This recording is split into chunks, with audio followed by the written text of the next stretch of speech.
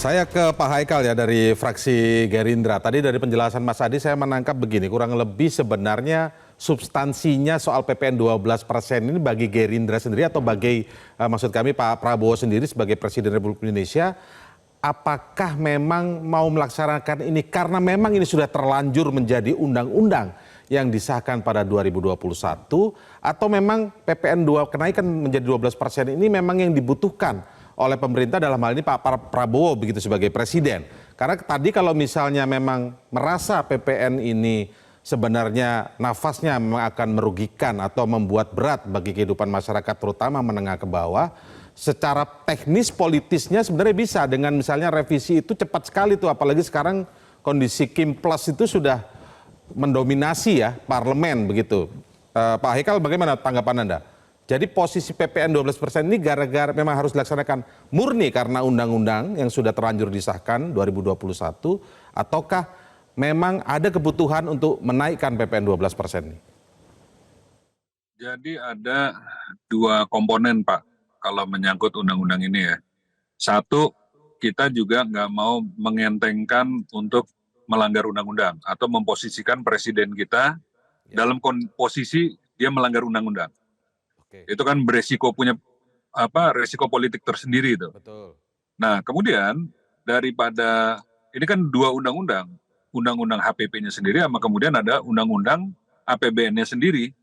Undang-undang APBN-nya sendiri sudah menggunakan asumsi 12%. Artinya kalau sekarang kita rubah begitu kan, itu kan kita harus bicara dua undang-undang sebetulnya yang kena. Nah, salah satunya adalah angka 75 triliun yang sudah diketok palu, itu yang saya bilang itu baru keputusan 3 bulan yang lalu gitu kan. Nah tentu waktu kita sampaikan ke Pak Prabowo, beliau semangat juga, coba kita cari gantinya lah. Itu masa iya nggak ada cara lain gitu kan. Nah itu yang kita sedang berjibaku hari ini, apa sih yang bisa kita lakukan tanpa melanggar undang-undang gitu kan. Nah kalau memang kita mau bicara ngerubah undang-undang, ini satu kita lagi sedang masa reses, malah resesnya sampai 20 Januari. Jadi dengan kondisi waktu yang ada sisa sekarang sudah tidak memungkinkan gitu kan. Yang mungkin itu adalah kita memastikan tadinya rencana kita adalah item-item apa sesuai dengan arahan Presiden yang boleh dikenakan 12%, selebihnya itu nggak usah berubah. Supaya kira-kira yang mengganggu kehidupan masyarakat kalangan menengah ke bawah ini nggak terganggu. Itu sambil dikenakan menunggu hanya asesmen di Agustus ya begitu ya? Kalangan atas. Nah, untuk menggantikan uang itu yang ada di dalam, tentu kan kita harus bebankan ke source lain. Karena kalau kita bicara kebutuhan juga kebutuhannya, kita sekarang sama-sama tahu banyak kementerian yang lagi berusaha menjalankan tugasnya dengan keterbatasan anggaran, malah sebetulnya harus kita naikin. Kalau kita bicara kecepatan ya Pak, udah banyak sekali keputusan Pak Prabowo yang dibikin dengan cepat. Beliau kepengen gaji-gaji guru dinaikin, beliau kepengen gaji hakim-hakim dinaikin, beliau kepengen membagikan uji kesehatan gratis di mana-mana, dan yang jelas pada mulai 1 Januari insya Allah kita akan memulai program makan bergizi gratis. Itu juga menjadi salah satu cara kita untuk mengembalikan daya beli masyarakat dengan memompa uang ke masyarakat langsung. Berarti poinnya adalah memang ada kebutuhan yang dibutuhkan oleh pemerintahan tentang kenaikan PPN 12% ini ya, tidak hanya soal sudah terlanjur menjadi undang-undang Pak ya, dan tidak mau melanggar undang-undang tentu saja Presiden, kan begitu Pak ya, ada kebutuhan. Baik, saya beralih ke Prof. Hendrawan lagi sekarang. Prof. Hendrawan, kalau kita melihat ada pendapat yang mengatakan dari PKB nih, mengatakan kalau memang keberatan naiknya PPN 12% agar tetap jalurnya ini adalah dihukum, agar mengajukan uji materi di MK terutama untuk personal, kan tidak mungkin secara partai politik ya, karena dia adalah bagian dari yang ikut mengesahkan undang-undang itu. Bagaimana Prof. Hendrawan untuk misalnya melihat kalau ini diuji materikan di MK? Ya, jadi sebenarnya ada yang lebih cepat ya Mas ya.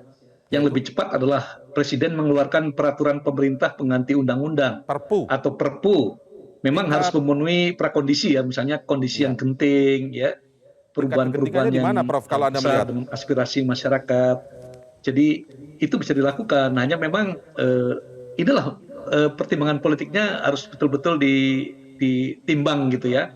Kemudian bisa juga misalnya dilakukan rincian yang lebih detail mengenai kenaikan PPN ini, dan setiap dampak yang secara potensial menimbulkan dampak negatif itu dimitigasi dengan baik.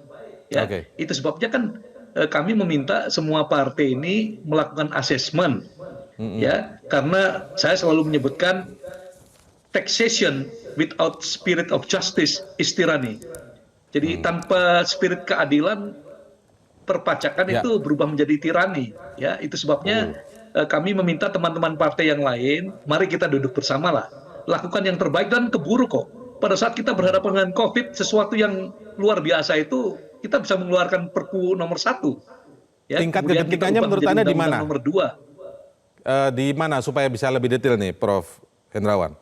Kalau misalnya Perpu berarti kan ada tingkat kegentingan. Kesepakatan teman-teman yang bertemu dengan Presiden pada akhir masa sidang yang barusan itu kan katanya lebih barang mewah yang selektif. Ya. Tapi kemudian yang berkembang bahkan kopi semua ya kena sabun dan seterusnya, kena PPN. Jadi apakah kategori barang mewah ini? Jadi itu harus diperjelas begitu. Jadi kejelasan dan transparansi seperti inilah yang saya kira akan menenangkan apabila pemerintah dalam kondisi yang waktunya sangat mepet ini tidak bisa melakukan terobosan hukum. Baik. Boleh saya ke Pak Haikal sedikit saja untuk bisa mengomentari soal Perpu ini. Kalau tingkat kegentingan tadi misalnya ada pendapat juga dari ekonom dari Selios misalnya mengatakan belajar dari kenaikan PPN 10 ke 11% itu inflasi tahunan melonjak dari 3,47 ke 4,94 hanya dalam waktu 3 bulan. Dan itu secara instan tuh langsung, Pak. Nah, sementara kalau bicara 11 ke 12%, yang Direktur Jenderal Pajak mengatakan inflasi hanya 0,2%, padahal itu bisa lebih dari itu, Pak. Dan sementara target APBN 2025 soal ekspektasi inflasi ini dijaga rendah antara 1,5 sampai 3,5%. Nah, itu kan bisa juga tidak sesuai dengan target APBN 2020. Bisakah itu kemudian dimasukkan dalam unsur kegentingan sehingga Perpu bisa keluar, Pak? Jadi begini Pak, ini kalau kita bicara soal kegentingan, ini perlu kita ingat, itu pertama kali dilakukan peningkatan PPN itu lagi orang susah-susahnya COVID itu. Jadi yang dibilang ada inflasi kagetan itu kan karena dilihatnya dalam 3 bulan. Coba ditarik lebih panjang lah. Dan kalau bicara dalam konteks sekarang, kita malah habis mengalami periode deflasi 5 bulan. Jadi kalaupun ada kagetan sebentar, rasanya tetap overallnya akan relatif rendah. Cuman maksud kita soal Perpu ini kan udah kita kaji juga. Itu memang harus ada presidennya, yaitu kejadian darurat. Ini barang emergency. Barang emergency kita mau pakai kalau benar-benar emergency. Kita nggak mau sedikit-sedikit mengeluarkan Perpu karena itu menegasi adanya demokrasi di Republik ini. Bahwa kita semua sepakat bersama. Kalau ukurannya inflasi tadi bisa menimbulkan inflasi yang tinggi dan mempengaruhi pertumbuhan ekonomi kita, bagaimana Pak? Kalau itu apakah itu bisa masuk? Ya, itu kan sudah ada kajiannya juga. Kajian pertumbuhan ekonomi segala macam, malah memang dia akan menurunkan daya beli misalnya. Itu angka-angkanya ada semua. Insya Allah nggak sedahsyat yang ini. Dan kalaupun akhirnya benar-benar ini kan satu paketnya juga belum jelas nih ya, belum final mana yang mau dinaikin 12%. Kita pun kemarin masih berdiskusi terus, bahkan semalam kita berdiskusi, mungkin besok kita akan lanjut diskusi supaya kita finalin sebetulnya item-item apa yang akan dikenakan 12%. Karena kita sudah kurang seminggu lagi, sekitar seminggu lagi Pak, Januari. Barang-barang yang mewah aja. Nah, mudah-mudahan waktu kita lagi hitung-hitung dampak kepada daya beli, dampak kepada inflasi, malah masih memperhitungkan keseluruhan PPN itu dinaikin 12%. Dan itu menurunkan sekitar 0,5% lah untuk pertumbuhan, dan untuk daya beli menurunkan terhadap sekitar 34-40% daripada barang-barang yang dibeli. Jadi insya Allah ini semua kita kaji, tapi yang utama adalah kita sangat memahami, Pak Prabowo sangat memahami, Pak Prabowo pengen rakyat tentunya hidup lebih sejahtera, kalau nggak ngapain beliau sibuk-sibuk ngurusin tidak kesulitan lah ya masyarakat Pak ya. Untuk bikin kita nantikan nanti kenyataannya seperti apa Pak Prabowo. Ada masih beberapa hari lagi. Ya. Kalaupun akhirnya jadi genting ya ini jangan-jangan karena ada yang ngomporin supaya jadi genting gitu. Nah itu kita tentu berharap nggak ada seperti itu. Oke, Mas Hadi Praitno, soal Perpu bagaimana Mas Hadi Praitno? Dan soal tadi alasan perlunya PPN 12% naik tadi tidak hanya soal memang sudah terlanjur dijadikan undang-undang, tapi memang ada kebutuhan dari pemerintah dalam hal ini. Mas Adi. Saya kira sebenarnya semuanya sangat tergantung pemerintah dan DPR ya, karena terkait dengan regulasi yang sudah telanjur menjadi, tentu kan domainnya di situ diskusinya. Soal urgensi terkait dengan Perpu yang mungkin butuh demonstrasi dan protes-protes yang berkepanjangan. Demonstrasi? Kekuatan, misalnya ada demonstrasi besar-besaran, protes besar-besaran terkait dengan kenaikan PPN 12%, mungkin itu juga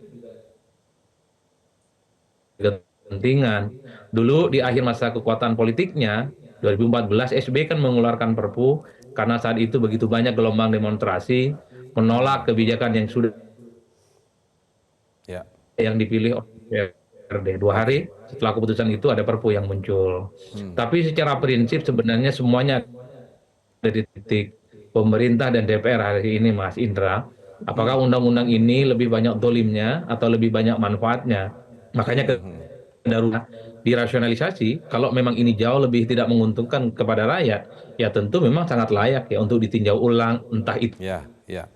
Dan cara-caranya sebenarnya tersedia banyak ya di situ ya. Tentu dengan prakondisi semuanya harus menyesuaikan untuk kepentingan bersama, pemerintah enak, DPR enak, rakyat pun juga enak ya, sehingga tak ada lagi misalnya upaya-upaya untuk mencari kambing hitam yang sebenarnya membuat peraturan ini. Karena terkesan memang narasinya beberapa hari ini kan saling mencari kambing hitam. Karena apapun lempar ada bola, kenaikan saling PPN tuding begitu ya. Ini kan yang diserang itu pastinya pemerintah. Pemerintah tentu tidak happy, dalam hal ini adalah kawan-kawan dan kubu merah putih tentu tidak happy karena yang bikin peraturan ini adalah kekuasaan politik sebelumnya. Di situ ada PDIP dan di situ juga ada juga. Ketimbang saling beradu argumen soal siapa yang bikin peraturan, mesti harus dicari solusinya supaya PPN 12% ini tidak lagi kita semua rakyat Indonesia. Kuncinya di situ, baik. Mas Indra. Baik, Mas Adi Prayitno, Pak Hendrawan Supratikno, Pak Haikal telah bergabung bersama kami di Prime Time News. Saya ucapkan terima kasih. Kita nantikan tadi pernyataan Pak Prabowo yang pada hari ini menyampaikan menerima masukan-masukan dan akan mengkajinya. Kita nantikan seperti apa nanti keputusan dari Presiden Prabowo Subianto. Terima kasih sekali lagi. Selamat malam atas waktu Anda di Prime Time News. Jelajahi cara baru mendapatkan informasi. Download Metro TV Extend sekarang.